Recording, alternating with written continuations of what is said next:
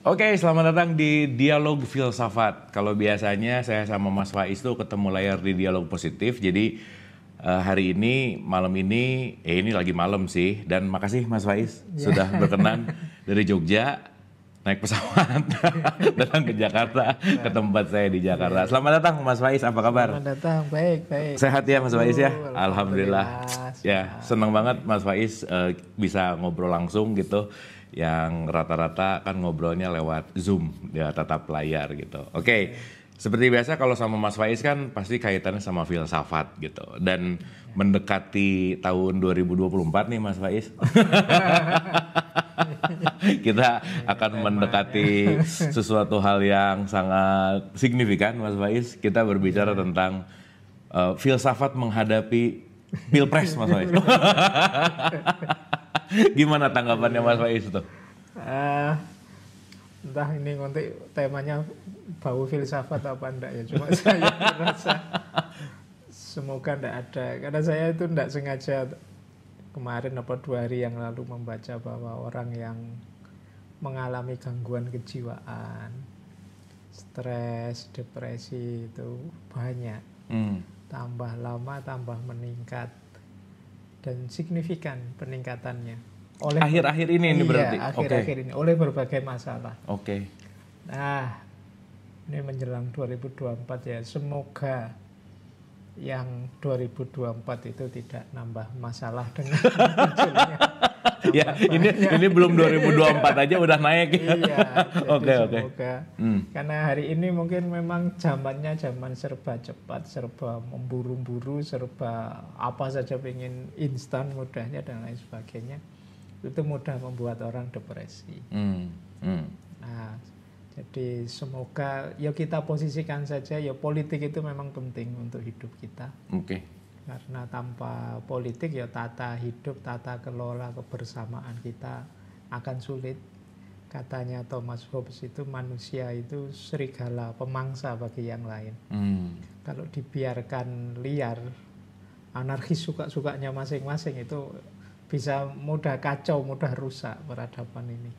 Makanya ada ranah politik, tata sosial. Yang itu sejak filosof-filosof awal zaman Aristoteles dan kawan-kawan ini memang sudah dinyatakan seperti itu. Nah, cuma kemudian kadang-kadang bidang yang mulia ini terus terkontaminasi oleh perilaku-perilaku, ambisi-ambisi, kondisi jiwa yang tidak bersih, kepentingan-kepentingan yang tidak seharusnya, terus muncul masalah-masalah, terus sampai banyak membuat orang overthinking, kemudian tadi stres, depresi, mikir bidang ini, wilayah ini. Nah, itu menurut saya yang pertama yang kita tata, ayo kita siapkan jiwa kita siapkan mental kita kelola, kita atasi, kita tata semampu kita. Kemudian kita longgarkan hati kita nanti apapun hasilnya. Ya memang tidak mungkin kita bukan Tuhan, tidak selalu keinginan kita terpenuhi. Jadi nanti situasinya apapun, ayo tetap longgar hati, jangan sampai gara-gara urusan ini nanti bahwa ini penting ya, tapi tidak kemudian dia segalanya. Hidup kita ini masih banyak dimensinya. Masih banyak hal yang mungkin perlu tenaga kita, perlu pikiran kita yang tidak semuanya di situ. Itu catatan pertama saya begitu. Oke. Sebelum nanti sebenarnya saya ingin masuk ke etik politiknya. Yang kedua, catatan saya selain bahwa kita tata mental, saya melihat belakangan banyak fenomena jeleknya orang lain, buruknya orang lain, terus menjadi pemicu kita juga ikut jadi jelek. Jadi maksudnya kayak nular gitu maksudnya. Nular ke kita. Misalnya, kita tidak suka orang maki-maki. Tapi cara kita mengingatkan orang maki-maki itu dengan melakukan makian yang sama. Iya. Jadi jeleknya orang lain jadi pemicu jeleknya kita. Oke. Jadi kita marah-marah orang misalnya nuduh tanpa dasar. Kita kemudian melakukan hal yang sama. atau kita terpancing untuk melakukan keburukan dari buruknya orang lain itu. Nah ini mungkin juga untuk menjaga kita ya, memagari kita. Kalau ada mungkin nanti ada yang fenomena-fenomena seperti itu, ayo bisa menahan diri. Kita sudah tahu kok mana yang boleh, mana yang tidak boleh. Kejernihan kita semoga tidak terkeruhkan karena itu. Oke. Yeah. Oke. Nah ini kan pasti nih ya Mas Faiz. Yeah. Sebentar lagi sangat sensitif dengan simbol gini gitu ya. Ini tuh warna gitu ya. Ini tuh sensitif nih sebentar lagi nih. Gimana Kalau tuh? bagi saya wajar sih begitu. Oke. Karena dalam hidup ini, ya tidak hanya di dunia politik, di semua bidang kita menggunakan simbol-simbol. Apalagi politik. Bahwa yang satu berpihak ke sana, yang satu berpihak ke sini, bagi saya biasa saja, wajar saja. Normal. Wong orang itu kecenderungan jiwanya, keinginan, ambisi, cita-citanya itu kan beda-beda. Aspirasinya beda-beda, yang mungkin bisa diwadahi dari pihak sini tidak terwadahi di pihak itu dan lain sebagainya. Jadi kita sikapi biasa saja, wajar saja. Yang dari sini pakai simbol-simbol, yang dari sana pakai simbol-simbol, oke saja. Jadi ayo berjuang semampunya untuk mewujudkan keinginan, tapi yaitu tadi semoga tidak lupa batas, tidak nabrak tadi nilai-nilai, norma-norma yang kita pegangi selama ini, termasuk tidak mengeruhkan jiwa kita sendiri. Karena jangan sampai harga yang kita bayar untuk hal ini terlalu mahal. Jadi kadang-kadang kan kita melakukan sesuatu yang sebenarnya harganya sekian, tapi kita bayarnya jauh lebih mahal dari itu. Ya termasuk tadi kotornya jiwa kita itu mahal, rusaknya kebersamaan itu mahal. Kemudian kacaunya tata hidup, tata sosial itu menurut saya juga mahal. Semoga ini tidak diresikokan dengan itu tadi situasi fenomena 2024 itu yang ya ini kan fasenya 5 tahunan. Ya. Bagi saya kita nikmati saja. Banyak orang mengkritik ini istilahnya kok pesta demokrasi, ya enggak apa-apalah, kita anggap saja itu pesta, kita bahagia gembira kayak kayak mau pesta gembira mau gitu pesta, ya. Bisa anggap saja kayak mau pilihan ketua kelas atau apa itu kan gembira, seneng saja. Enggak harus ada yang apa mengeruhkan kita, nambah musuh dan lain sebagainya. Eman-eman kos yang kita bayar untuk itu. Oke. Tapi kalau kita flashback ke histori, ya mau nggak mau ya Mas Faiz, maaf kita nggak bisa lepas dari fenomena cebong versus kampret misalnya. Itu terjadi gitu ya. Terjadi di mana di WhatsApp grup atau di mana satu pendukung A, satu pendukung B yang bisa berantem dengan sangat, keluarga tuh bisa berantem gitu Mas Faiz. Nah ini kan kalau kita tidak cermati dengan kelonggaran hati tadi kan bisa terulang gitu. Apa sih yang harus kita sadari? Apakah itu ketika kita terlalu mengidolakan atau gimana nih Mas Faiz? Menurut saya ada gejala yang mungkin kita semua harus introspeksi ya. Yang pertama, kita banyak tidak kuat kalau berbeda. Nggak kuat kalau berbeda, ini nih, ya oke. Jadi kita sering menganggap bahwa orang yang berbeda dengan kita itu pasti musuh kita, pasti rival kita, pasti penantang kita. Padahal hidup ini ya secara niscaya ya pasti beda-beda. Semboyan bangsa kita saja Bhinneka Tunggal Ika. Beda-beda kita, meskipun tetap kompak, tetap bersama, tetap satu. Kita punya cita-cita bersama. Saya punya husnudzon bahwa semua kubu, entah kubu yang manapun itu punya niat baik untuk bangsa ini. Entah dengan persepsi atau jalan yang seperti apa, semuanya punya niat baik, meskipun kadang-kadang niat baik saya beda dengan niat baik yang sana. Yang saya anggap penting mungkin dianggap tidak penting di sana. Yang saya anggap baik mungkin bagi sana itu biasa saja dan lain sebagainya. Dan itu wajar sekali beda-beda. Makanya menurut saya yang pertama-tama harus kita sadari adalah berbeda itu tidak apa-apa. Beda pilihan itu wajar saja. Tidak harus kemudian kita musuhan. Apalagi sampai tadi memberi gelar-gelar yang negatif. Itu kan terjadi ya, mau nggak mau itu juga jadi bagian dari histori gitu. Dan itu sebenarnya kalau misalnya mengikuti norma agama kan disebutkan tegas itu, jangan memberi gelar-gelar yang buruk. Wala tanabazu bil alqab. Nah, kadang-kadang kita itu seperti tadi panas, berhubung sana manggil-manggil kita dengan buruk, kita balik, kita manggil-manggil dia dengan buruk. Jadi samanya ya. Iya, saling memiliki. Akhirnya kita ada di titik level yang sama, level negatif yang sama. Itu yang menurut saya jadi bahan introspeksi kita. Monggo saja berbeda-beda pilihan. Mau mengkampanyekan kelebihan calonnya monggo, tapi jangan itu tadi saling menjatuhkan, menjelekkan, apalagi dengan gelar-gelar yang buruk pada pilihan yang berbeda. Dan wajar saja orang itu pilihannya beda. Bayangkan kalau orang pilihannya selalu sama tentang apa saja, tidak mungkin. Selera misalnya istri idaman atau suami idaman kalau sama ruwet ini hidup ini. Jadi ya mesti saja ada yang suka tipe ini, suka tipe itu. Wajar saja. Justru itu sunatullah. Bahkan dalam bidang-bidang yang menurut kita esensial seperti bidang agama, bidang pendidikan yang isinya ideal-ideal hidup pun banyak sekali perbedaan-perbedaan, apalagi politik. Oke.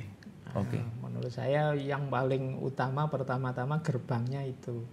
Ayo siap berbeda pilihan, itu dulu. Kalau ini tidak siap, ya nanti mesti bisa proses selanjutnya lebih berat. Jadi monggo saja. Ya seperti logiknya orang bertanding. Jadi ya bertanding yang fair, yang jujur, yang bagus. Kadang-kadang terus sana yang tidak jujur duluan Pak. Terus kita membalas nggak jujur.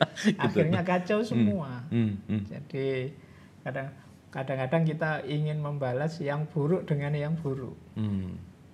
Alasannya ya sana buruk duluan. Itu kayak sepak bola, karena sana mainnya curang, ya saya tak curang juga biar kalau saya tidak curang nanti saya kalah kan gitu. Jadi yang pertama itu. Kemudian yang kedua menurut saya perhitungan kalah menang itu menurut saya sama seperti sepak bola itu ya. Justru dilihat sportivitasnya. Jadi masing-masing main cantik. Kalau semuanya main cantik itu enggak masalah kok yang menang siapa, yang kalah siapa, kan gitu kalau sepak bola itu. Kalau mainnya sama-sama fair, sama-sama indah kan, oh ya wes yang menang siapa, yang kalah siapa ya memang harus terjadi. Harus terjadi. Yang kalau menang semua juga ruwet, kalah semua juga ruwet, ya tetap ada yang menang, ada yang kalah. Wong seri saja kan ada putaran selanjutnya, memang harus ada yang unggul. Jadi menurut saya ini mental minimal yang kita miliki itu. Kita sama-sama ingin main cantik biar pertandingan ini indah. Jadi siapapun yang menang ya orang menerimanya sebagai kewajaran saja. Tadi ngomong-ngomong kita bicara tentang etik politik Mas Faiz. Gimana sih maksud etik politik itu seperti apa? Ya ini bidang etika sebenarnya orang menyebutnya salah satu bagian dari etika terapan kalau dalam filsafat. Jadi etika politik itu membahas bagaimana orang hidup berpolitik, dan kita semua sebenarnya berpolitik, yang itu dilakukan dengan cara tidak menabrak nilai-nilai etik yang sudah kita miliki atau yang sudah kita sepakati. Jadi berpolitik secara etis. Secara dengan cara mempertimbangkan nilai-nilai moral, norma-norma moral yang kita yakini. Jadi sederhananya kita menghidupkan politik ini secara etis. Nah, istilah etis ini biasanya orang menyebutnya itu berhubungan dengan akhlak atau watak karakter yang kita tanamkan dalam diri kita. Tidak sekedar hukum. Kalau hukum itu kan memaksa dari luar. Sementara kalau etik itu keluar dari dalam. Jadi diasumsikan selain dipagari oleh hukum di luar, praksis politik itu akan lebih indah, lebih tertata, lebih mulia kalau para pelaku politiknya menjunjung tinggi nilai-nilai etik yang itu ya keluar dari dalam dirinya. Jadi ini bidang ini nanti dibahas di kajian-kajian para filosof politik tertentu. Misalnya kalau dalam Islam itu banyak beberapa filosof yang ketika membahas politik justru fokus ke etiknya. Misalnya dulu banyak para ulama yang nulis kitab yang isinya menasehati para khalifah misalnya. Nah, nasihatnya itu sebagian besar ya etik. Kamu jadi pimpinan harus begini loh, enggak boleh begitu loh. Ini termasuk bidang kajian etika politik. Kemudian ada juga yang membahas sistem politik yang adil. Jadi sistem politik yang adil, yang tidak ada yang dizolimi, yang setara. Misalnya ada beberapa kitab-kitab beberapa ulama zaman dulu yang nulis, misalnya Al-Mawardi nulis Ahkam As-Sultaniyah. Dan mungkin beberapa juga membahas gimana caranya jadi warga negara yang baik. Tidak hanya untuk para pimpinannya, tapi warganya juga ya harus menjunjung tinggi perilaku etik. Karena 3 komponen ini kan paling penting dalam dunia politik. Yang pertama pimpinannya, yang kedua sistemnya, yang ketiga rakyatnya. Jadi 3-tiganya harus mulia. Pemimpin itu yang mengambil kebijakan, semuanya akan tergantung yang tertinggi, yang pemimpin ini. Maka dia juga harus menjunjung tinggi nilai etik. Sistem juga penting. Kalau sistemnya ngaco, sistemnya rusak, itu yang kadang-kadang kita dengar istilah, wah kalau sistemnya kayak gini ya malaikat masuk bisa jadi setan misalnya. Nah, ini kita juga perlu jeli dengan sistem. Kemudian rakyat juga begitu. Rakyat itu ya hakikatnya kan mereka ini yang ditata.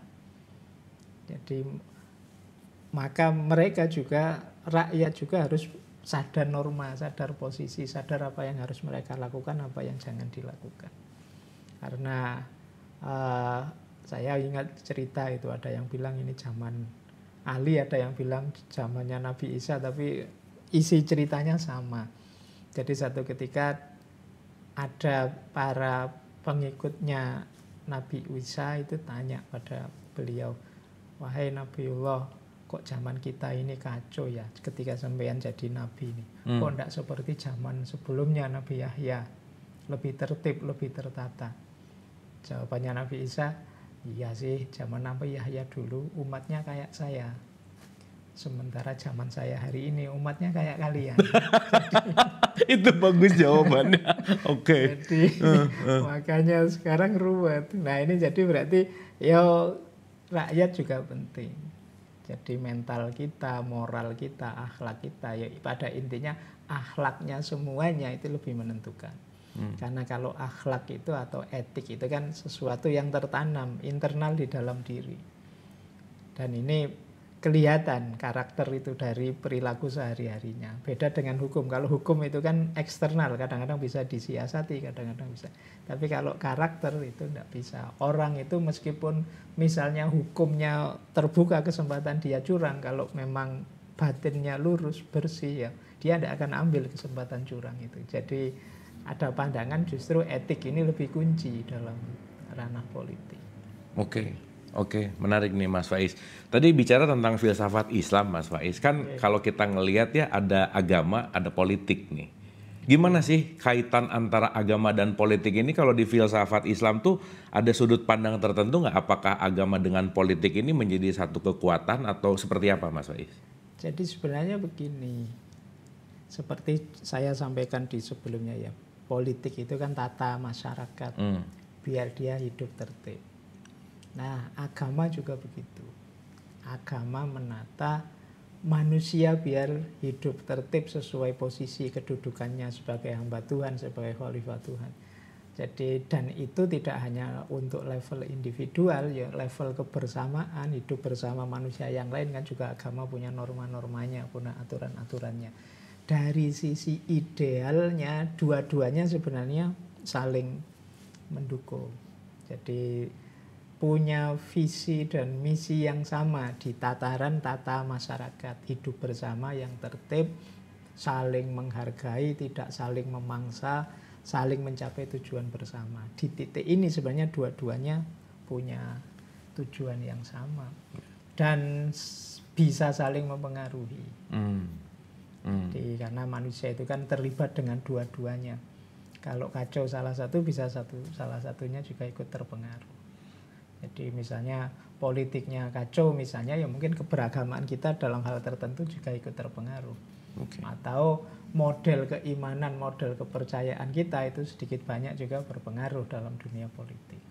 Jadi ini saling mempengaruhi meskipun punya visi dan misi yang sama. Makanya menurut saya dua-duanya perlu beres juga. Tidak hanya beres salah satu, tidak bisa kita sudahlah yang penting saya agamaku beres, politik kacau rusak biar saja. Itu sulit. Iya. Dalam sejarah banyak kan, misalnya ketika kerajaan atau dinastinya kacau rusak, ya perkembangan agamanya juga ikut kacau. Mungkin banyak ulama yang dieksekusi dan lain sebagainya. Betul. Ya, jadi sebaliknya juga begitu, ketika agama itu kan diantara yang memberi landasan nilai-nilai akhlak moral tadi. Nah, ketika agama mulai tersisih misalnya, ya mungkin praktek politiknya lebih mudah liar. Jadi dua-duanya sampai level tertentu bisa saling mempengaruhi. Itu yang menurut saya dua-duanya sama-sama penting dalam praktek hidupnya manusia. Di titik inilah makanya ya tidak bisa ditinggalkan salah satu. Harus sama, kita ya makhluk politik, kita juga makhluk religius. Manusia itu kan paket lengkap, tidak bisa kok saya makhluk politik saja atau saya makhluk religius saja. Ya kita dua-duanya, mungkin belum identitas yang lain ini, kita mungkin makhluk inilah, makhluk itulah. Nah, itulah rumitnya manusia. Makanya kita harus penting-penting ngerti ini tentang apa, batasnya di mana, biar tidak saling tabrak. Kemudian gimana menjalinkannya biar saling mendukung. Dan kalau kita bicara tentang agama politik ini juga kan bicara tentang toleransi, Mas Faiz. Ya kan? Bagaimana kita juga menghormati perbedaan gitu kan. Ya kita tahu berbeda agama dalam tanda petik ketika di situ ada toleransi. Pun seagama beda mazhab juga ada toleransi karena perbedaan itu selalu menjadi landasan gitu ya Mas Faiz. Seperti saya bilang di awal sebelumnya bahwa kunci kita termasuk ke dunia politik itu adalah kesiapan untuk berbeda. Dalam hal apapun sebenarnya, karena manusia ini makhluk yang multidimensi. Tidak bisa kita generalisasi begitu saja, semua orang begini, semua orang begitu. Nanti ada orang yang beda dengan kita pasti. Oleh karena itu ya siap berbeda, termasuk dalam agama. Tidak hanya antar agama, internal agama juga mungkin ada beda-beda pandangan. Nah itu pentingnya kita siap berbeda, toleransi tadi. Meskipun menurut saya toleransi itu standar minimalnya. Bisa lebih bagus lagi, tidak sekedar toleransi. Toleransi itu kan ya pandanganmu, pandanganmu.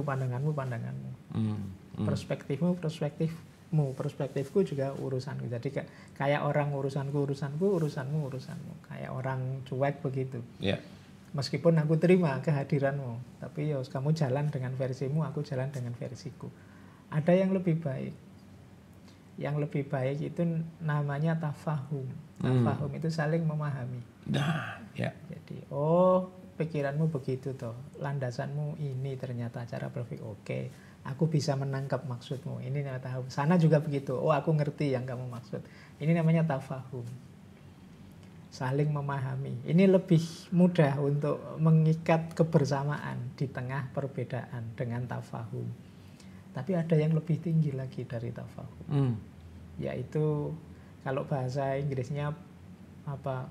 Kalau tadi koeksisten bersama itu bahasa Inggrisnya proeksisten. Proeksisten itu tidak sekedar saling memahami, tapi kita bisa produktif, berkarya, kreatif bersama dalam perbedaan. Ini namanya prokreasi. Jadi saya berpikirku begini, kamu berpikirnya begitu. Yuk dalam dua model berpikir yang berbeda ini kita saling mendukung, saling menguatkan untuk melakukan ini misalnya. Itu namanya prokreasi. Misalnya saya agamanya A, sampean agamanya B, tapi kita hidup di desa yang sama. Ayo bareng-bareng yuk bangun gapura sesama kita misalnya. Ini namanya prokreasi. Dalam perbedaan kita bisa saling membangun. Jadi kita bisa kreatif melakukan hal-hal untuk kemanusiaan bersama. Nah ini levelnya lebih tinggi. Nah kalau kita bisa naik kelas sampai level ini, politik itu rasanya lebih indah. Iya, betul. Betul, bukan saling judgement gitu ya. Itu tafahum tuh menarik ya. Jadi satu tafahum, jadi prokreasi di atasnya. Jadi yang paling bawah itu koeksisten, yang atasnya tafahum, kalau bahasa Inggrisnya mutual understanding. Yang paling tinggi itu pro-eksisten atau bikin yang baru, prokreasi. Kita tambah kreatif, tambah bisa menghasilkan hal-hal baru yang besar bersama-sama meskipun kita saling berbeda. Oke. Dan mungkin terakhir untuk kita bicara tentang memasuki Pilpres ini, Mas Faiz, gimana sih latihan kita supaya bisa tafahum minimal gitu, Mas? Karena kan ini kayaknya skill ya, Mas Faiz. Maksudnya kalau kita nggak membiasakan kayak toleransi, kitanya nggak pernah bisa latihan atau kitanya nggak bisa saling mengerti, itu kan skill yang saya rasa harus dilatih hari demi hari gitu. Gimana tuh, Mas Faiz? Ya memang harus dibiasakan. Tapi menarik hasil cermatan dulu para founding fathers kita. Bangsa kita ini punya penciri yang luar biasa untuk hidup bersama, namanya gotong royong. Jadi kita itu mudah sebenarnya kalau ingin bareng-bareng. Kita tidak seperti mungkin orang-orang modern barat misalnya yang logiknya itu logik progres. Jadi balapan untuk maju. Kalau di kita saling kerjasama. Yeah. Makanya untuk urusan pertandingan mungkin kita tidak terlalu canggih, tapi kalau kerjasama luar biasa, meskipun kadang-kadang konteksnya agak ini semoga tidak dipakai alasan kenapa kok sepak bolanya sering kalah. Gitu. Soalnya kita budayanya gotong royong. Kita budayanya bukan berlomba, bertanding, kita gotong royong. Ya. Nah, jadi semangat untuk kerjasama, gotong royong, bangsa kita itu kan dikenal ramah, mudah akrab dan lain sebagainya. Ini sebenarnya modal yang luar biasa yang bisa kita manfaatkan untuk menjalin tadi. Jadi menjalin kerukunan bersama, menjalin pro-eksisten, menjalin tafahum atau mutual understanding tadi. Kita sudah punya bekal itu, anggap saja DNA kita sudah ke situ. Tinggal pembiasaannya. Semoga kita tidak mudah terdistraksi oleh hal-hal yang bukan kita. Kita itu sering, sebenarnya itu bukan kita sih, misalnya yang keras, yang suka maki-maki, yang itu sebenarnya bukan kita. Kita itu dikenal bangsa yang ramah, sopan santun. Meskipun kadang orang menyebutnya, itu munafik, tidak apa adanya kan gitu. Loh, tapi memang hidup itu memang butuh tata krama seperti itu. Kalau semua yang ada di kepala kita rasakan, kita ekspresikan tanpa filter, ya hidup ini kacau nanti. Orang itu kan tetap harus punya rem, dan itu nenek moyang kita ya istilahnya dulu tata krama, sopan santun. Bahwa saya tidak suka dengan ini, saya kan tidak tiba-tiba wah ini tidak enak misalnya, kan tidak begitu. Kita harus nyari strategi biar tidak menyakiti hatinya orang. Dan itu nenek moyang kita juga dulu pinter sekali di sini gitu. Sehingga sejak dulu kan ada gium itu, bangsa Indonesia itu bangsa yang ramah. Nah, menurut saya ini modal penting, semoga tidak hilang. Bahkan dulu sempat ditemukan oleh para founding fathers itu mau dijadikan dasar kebangsaan hidup kita. Jadi maka semoga ini tetap hidup, kemudian kita biasakan diri dengan itu. Sebenarnya nanti mengimplementasikannya kalau di awal gini ya latihannya agak berat. Tirakatnya, bahasa saya tirakat mengekang diri. Kok ada gejala-gejala, wah saya pengen maki, sudah pengen misuh ini kalau lihat itu. Ya direm lah dikit. Ya latihan dikekang, latihan. Semakin banyak orang yang mengekang, semakin ya tidak tegang situasi. Wong yo ini pilihan normal saja, kita gembira dengan itu. Tidak harus kemudian rasanya kayak mau perang. Rasanya kalau yang ini kepilih Indonesia hancur, atau wah kalau yang ini kepilih enggak sampai segitunya. Insya Allah di kita masih banyak orang pinter, masih banyak orang waras yang enggak mungkin kok kemudian bangsanya dihancurkan diam saja, kan enggak mungkin begitu. Tapi kita husnuzan saja, semuanya sebenarnya pingin niatnya baik, hanya kita berbeda persepsi, beda pandangan, beda pilihan, dan itu wajar saja. Tinggal kita melatih diri kita untuk biasa berbeda. Oke, makasih Mas Faiz, dan menuju 2024 masih ada waktu untuk tirakat nih ya Mas Faiz. Biar tidak panas-panasan terus. Saya khawatirnya tadi loh, nanti banyak yang stres, banyak yang depresi gara-gara itu. Oke, penutup, pesan singkat penutup supaya 2024 aman-aman aja gitu Mas, silakan. Ya pesannya saya kira tadi, kita sebenarnya insya Allah apalagi yang sudah dewasa, sudah tahu mana yang baik, mana yang buruk, mana yang boleh, mana yang tidak boleh. Ini saja kita pegangi. insya Allah tidak terlalu meresahkan besok 2024 itu. Kemudian hari ini mungkin banyak distraksi, banyak dorongan untuk kita melakukan hal-hal yang negatif. Ayo mulai latihan, kalau bahasa filsafat itu hidup yang reflektif.